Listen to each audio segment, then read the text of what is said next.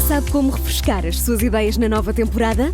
Esta primavera faça upgrade à sua lista de podcasts. Fique sempre à frente da história e garanta hoje acesso antecipado aos Podcast Plus do Observador. Agora, com 20€ de desconto. Assine em observador.pt.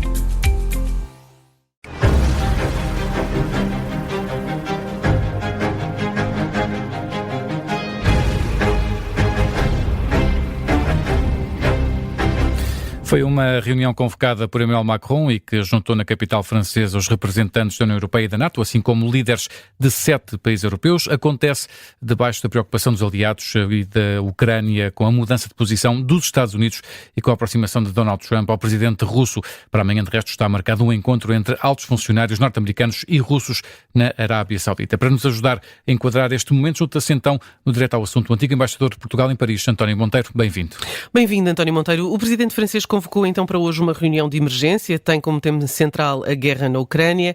Como é que analisa o facto de ser Emmanuel Macron e a França os promotores deste encontro, tendo em conta até as funções que o senhor embaixador teve em Paris e, portanto, o conhecimento privilegiado que tem desse ambiente onde se irá realizar esta reunião?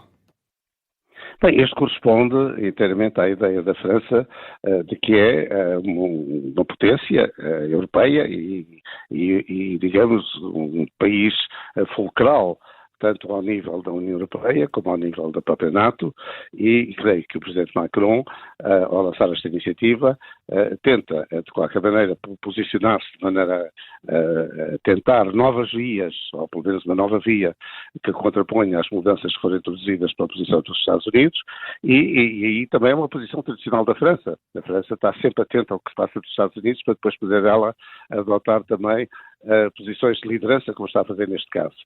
O que é discutível é que este seja o formato ideal para o fazer. De qualquer forma, António Monteiro, estará aqui Donald Trump a conseguir dividir para reinar, tendo em conta, por exemplo, que apenas alguns líderes europeus foram convidados para esta reunião, ainda que seja informal, mas não estará aqui a conseguir Donald Trump com uma estratégia de divisão, sendo que acabamos por ter aqui França a tomar um protagonismo e a convidar só alguns países europeus, inclusive até convida o Reino Unido, que nem sequer faz parte da União Europeia?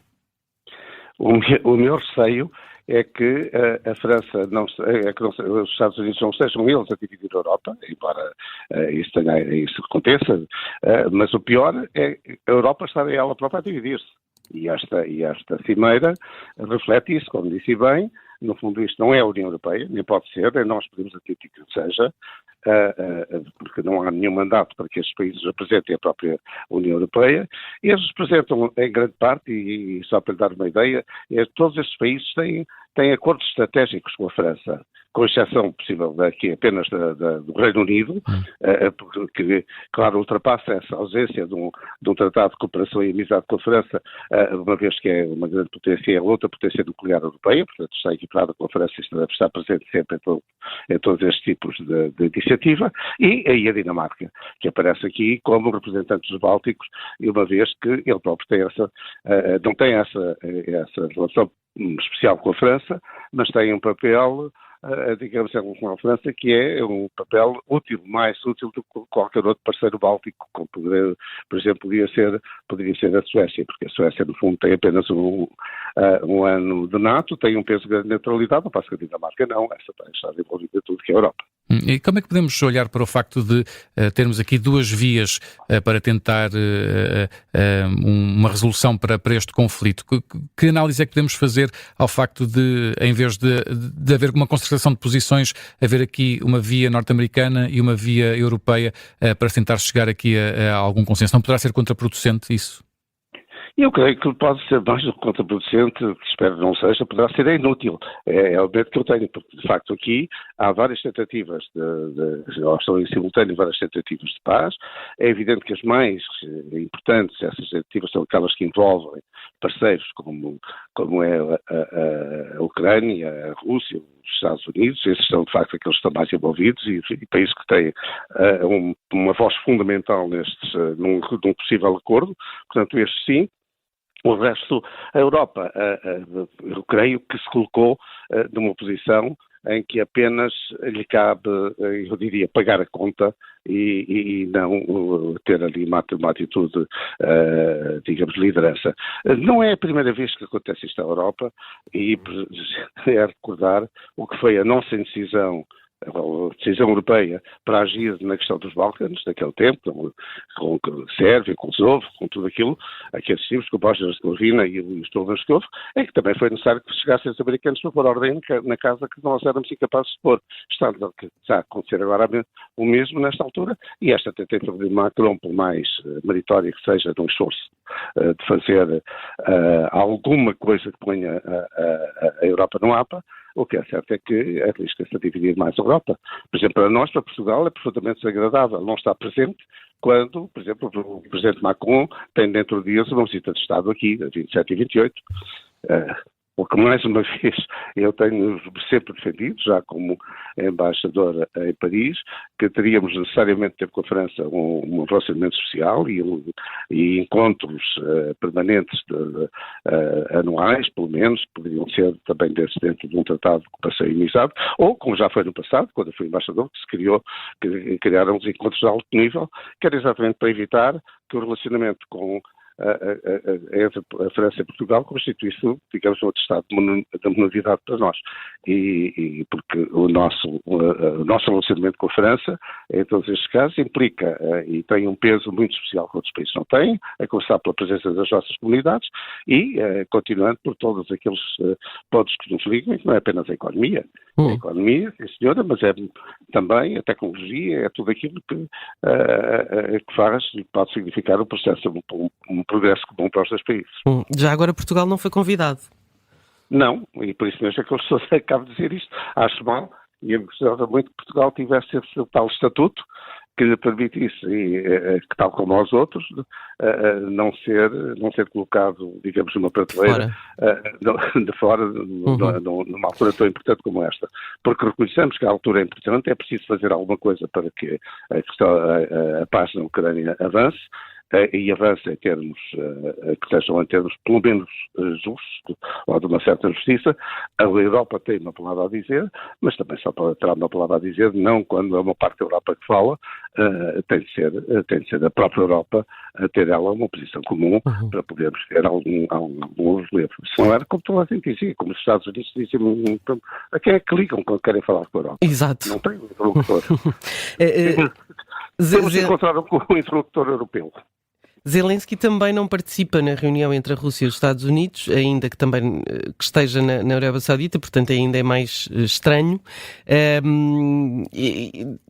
Faz sentido este tipo de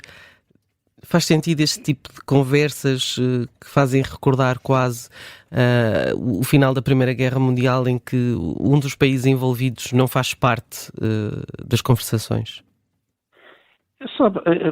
Eu creio que isto é uma questão de tática, tal como se passou no passado e mesmo no final da Segunda Guerra Mundial, para a questão das Nações Unidas.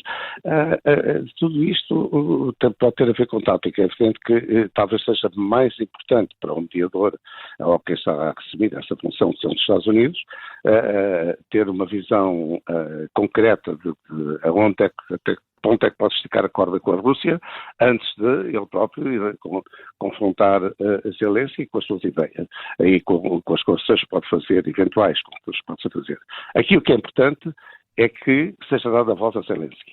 Não pode ser, é que seja aqui um dictato que imponha uma solução que seja uma solução não apenas injusta, mas sobretudo perigosa para o futuro em relação à Ucrânia, que seja total silêncio, porque a partir daí temos porta aberta eventualmente para que no futuro nos deparemos exatamente também novamente com este tipo de agressões e de tentativas de alteração da ordem mundial que a Europa não pode permitir.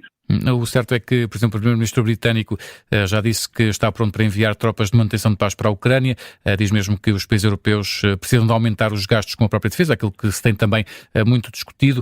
Aquilo que eu lhe pergunto é, António Monteiro, se podemos estar aqui perante um escalar de posições que possa levar também o próprio conflito entre a Rússia e a Ucrânia a vir a escalar mais e a tornar-se num conflito ainda maior antes de se chegar a um ponto de paz. Eu creio que não. Eu creio que já atingimos um ponto suficiente para que as negociações, a diplomacia, tomem o lugar da guerra. E é evidente que ela continuará por um tempo, até termos primeiro um cessar-fogo e depois um período de tréguas e depois eventualmente um acordo que seja aceitável pelos dois beligerantes. Mas em relação à Europa, eu creio que nós de facto temos de agir, e ainda bem que o Reino Unido faz, porque é dos países que têm mais prontidão no campo da defesa, que possa fazer, os outros também que se preparem, mas não podemos, como eu digo, também ter apenas uma atitude de obediência àquilo que for decidido por outros. Porque, como dizia há pouco, a Europa não pode fazer o papel apenas ser pagador e de não ter qualquer influência no tipo de negociações e no tipo de acordos a que se quer chegar. E por isso eu acho que a Europa, o Reino Unido aqui vamos sempre olhá-lo como a Europa, como a União Europeia, não sendo, mas de facto, e sobretudo no campo da defesa, é com certeza de todos os países europeus aquele que tem mais capacidade de neste momento, poder começar a preparar-se para integrar uma força de paz. Mas essa força de paz, podemos ter também, essas forças de paz ou de interposição, poderão ser discutidas e também, por uma vez, poder-se-á até eventualmente pensar que as Nações Unidas poderão ter aqui, até por sua experiência, algum relevo ou algum papel, mas embora que eu digo devido, porque nesta fase, nesta parte do conflito, o que está de facto em jogo aqui é a boa vontade da Ucrânia e de Zelensky de pôr cobro a este massacre que estão sujeitos e, por outro lado, uma eventual boa-fé muito duvidosa da parte da Rússia de se contentar com alguns dos seus objetivos sem pensar que possa ter ganho absoluto desta alteração que ela provocou na ordem multilateral e na ordem mundial. O certo é que, António Monteiro, para uma resposta muito, muito breve, os Estados Unidos excluíram a União Europeia dessas negociações de paz com a Ucrânia. Acredita que em algum ponto estas duas vias irão unir-se, ou seja, será possível Europa e Estados Unidos juntarem-se e ajudarem também em conjunto em negociações de paz para a Ucrânia? Eu creio que sim, que o tempo mostrará, mesmo a Trump e às suas equipas, que não são os Estados Unidos que são apenas os guardiões e os grandes defensores da segurança europeia. A Europa é ela própria o grande tampão e a grande fronteira de segurança da América. E eles têm de perceber isso. António Monteiro, muito obrigado por ter estado connosco no Direto ao Assunto, antigo embaixador em Paris, a ajudar-nos a olhar para esta reunião que aconteceu hoje, precisamente em Paris, a juntar vários líderes europeus sobre uma possível negociação de paz para a Ucrânia.